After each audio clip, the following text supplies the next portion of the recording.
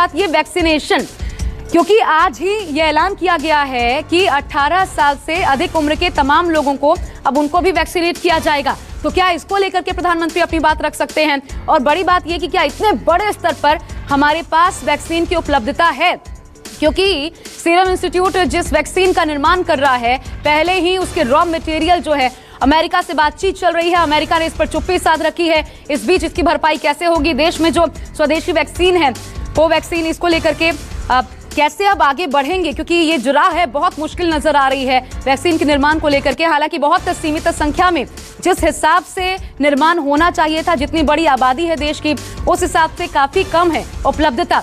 लेकिन क्या ये तमाम बातें आज प्रधानमंत्री सामने रखने वाले हैं लोगों से बातचीत करके? मैं सीधा रुख करती हूँ, मेरे साथ मेरे सहयोगी संजीव त्रिवेदी इस वक्त जुड़ चुके हैं। संजीव, क्या कयास है प्रधानमंत्री? क्या कोई देशव्यापी निर्णय सामने आ सकता है, या फिर जो 18 साल से ज्यादा उम्र के तमाम लोगों को अब वैक्सीनेट किया जाएगा, इस पर कुछ बोल सकते हैं? देखिए, अब से कुछ देर पहले प्रधानमंत्री की मुलाकात हुई है जो वैक्सीन निर्माता हैं उनसे, और उम्मीद ये की जा रही है कि उस बारे में तो वो बताएंगे। लेकिन इस संबोधन का एक बड़ा परिप्रेक्ष्य भी हो सकता है। देखिए, कल से आज तक लगातार प्रधानमंत्री ने जिस तरह से कोरोना से लड़ाई का चार्ज संभाला है, उसमें पहली मुलाकात उन्होंने दवा निर्माताओं कंपनियों से किया। उसके बाद फिर हमने देखा कि किस तरह से कई फैसले सरकार की तरफ से आए जो कि तय कर रहे थे कि कोरोना के खिलाफ जो लड़ाई होनी है वो किस दिशा में जानी है। आज उनकी एक अहम मुलाकात थी वैक्सीन निर्माताओं से, और अब से कुछ देर बाद, यानी कि कहें 20 मिनटों के बाद जब वो संबोधित करेंगे देश को, तो उस वक्त जाहिर है कि जो तैयारियां हैं उसके बारे में बताएंगे आशा। लेकिन साथ साथ इस बात का भी एक कहीं न कहीं अंदेशा हो रहा है कि क्या कोई सख्त कदम जो देशव्यापी हो सकते हैं उस तरह की बात होगी। क्योंकि आप देखिए, एक के बाद एक लगातार कई राज्यों ने लॉकडाउन घोषित कर दिया है विभिन्न अवधियों के लिए। कल महाराष्ट्र में भी होने वाला है, झारखंड ने भी कह दिया है कि हम लागू करेंगे, दिल्ली में तो चल ही रहा है, नाइट कर्फ्यू हर जगह हो गए हैं। तो ऐसे में क्या कोई इससे लॉकडाउन की तैयारी है? इस बात को लेकर के कयास लगाए जा रहे हैं, और ये सब सारी चीजें साफ हो जाएंगी जब से कुछ देर बाद प्रधानमंत्री संजीव, क्योंकि राज्यों को तो खुला हाथ दिया ही गया है और राज्य अपने अनुसार जहां जहां उनको लग रहा है इस हिसाब से प्रतिबंध लगा ही रहे हैं। ऐसे में कितनी संभावनाएं हैं? क्योंकि सीधा अगर मैं स्पष्ट शब्द बोलूं जिसको आज इस्तेमाल करने से बहुत ज्यादा गुरेज सरकारें कर रही हैं, लॉकडाउन। क्या देशव्यापी लॉकडाउन की तरफ हम बढ़ रहे हैं? ऐसा कुछ कोई भी संभावना इसकी नजर आ रही है? अगर आप हर राज्य की परिस्थितियों को देखें और फिर इस बात को देखें कि कई राज्य एक दूसरे से सटे हैं और वहां लॉकडाउन लग चुके हैं, तो जाहिर है कि बड़े इलाके में देश के लॉकडाउन रह चुका है और अब वो एक सच्चाई के रूप में परिवर्तित है। तो क्या देशव्यापी लॉकडाउन की संभावना बन सकती है? जाहिर है कि सरकार के दिमाग में ये बात चल रही है। दूसरी बात है आपूर्ति की, ऑक्सीजन की आपूर्ति। राजधानी दिल्ली के कई अस्पतालों में आपसे कुछ देर पहले लगातार ट्वीट कर रहे हैं मुख्यमंत्री केजरीवाल और उप मुख्यमंत्री सिसोदिया, कमी है। तो ऐसे में क्या इमरजेंसी तरीके अपनाए जा सकते हैं? अस्पतालों में बेड की कमी है, ऑक्सीजन की कमी है, दवाओं की कमी है, और इन सब के बीच प्रधानमंत्री का आना और देश को संबोधित करना, किस तरह से वो विश्वास दिला पाते हैं लोगों को, ये देखने वाली बात होगी। क्योंकि ऐसे में जबकि अभाव झेल रहा है हमारा स्वास्थ्य सेक्टर, मांग बहुत ज्यादा है, प्रधानमंत्री केवल लॉकडाउन की बात करेंगे ऐसा नहीं है।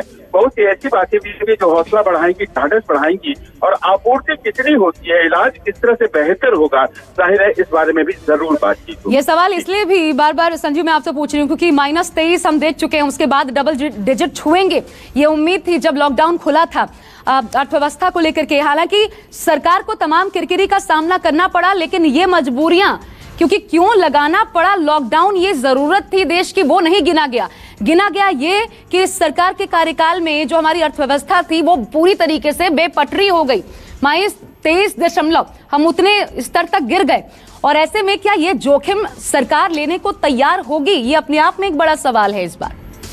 देखिए, ये एक हेल्थ हैजार्ड है, स्वास्थ्य सेक्टर का बहुत बड़ा ये आपदा है, लेकिन इसका जो पहलू होता है आर्थिक, वो भी उतना ही महत्वपूर्ण होता है। लेकिन तात्कालिक तौर पर आप भी जानती हैं आशा, सबसे अहम होता है कि जो हमारा हेल्थ सेक्टर है वो कितना सुदृढ़ है, उसमें और कितनी मजबूती लाए जाने की जरूरत है। आज तक हमारे देश में हेल्थ इमरजेंसी नहीं लगा है, लेकिन कोरोना ने उस तरह की स्थिति तो पैदा कर ही दी है जिसमें लगने ये लगा है कि क्या हमारे देश में हेल्थ इमरजेंसी जैसे हालात हो गए हैं। इस तरह से अभाव और कमियां अस्पतालों में शहर दर शहर, राज्य दर राज्य आपको दिखाई पड़ रही हैं।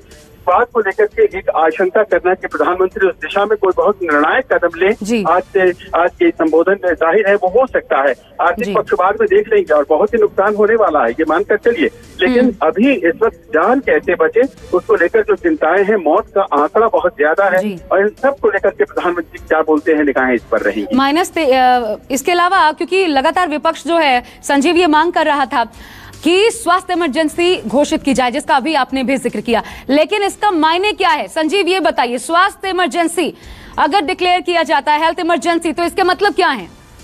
देखिए आशा, कोई संवैधानिक तौर पर स्वास्थ्य इमरजेंसी की अवधारणा नहीं है हमारे संविधान में, लेकिन ये शब्द अपने आप में इस बात का द्योतक हो जाता है कि सब कुछ छोड़ करके आप किसी एक कार्य पर अगर फोकस करते हैं तो वो आपातकाल, आपदकाल जिसे कहा जाता है वो है। इस कारण से हमें वो इमरजेंसी की सिचुएशन दिखाई पड़ती है और आज बिल्कुल वही स्थिति हमारे देश में कोरोना की वजह से ये जो दूसरी वेव आई है और दिल्ली जैसे शहरों में तो चौथी वेव है ये आई है, तो इस कारण से ऐसा लग रहा है कि जैसे कि एक आपातकाल की स्थिति है। अब इस आपातकाल में केंद्र की जो अपनी भूमिका होती है वो क्या होती है? राज्यों को आपने सही कहा, कह दिया गया था कि आप अपने तरीके से इस सिचुएशन से निपटिए, लेकिन इस वक्त केंद्र की भी एक भूमिका है और जिस तरह से वो भूमिका पिछले साल प्रधानमंत्री ने 24 मार्च को दिखाया था जब वो आए थे और उन्होंने लॉकडाउन लगाया था और जाहिर है कि उसका फायदा हुआ था।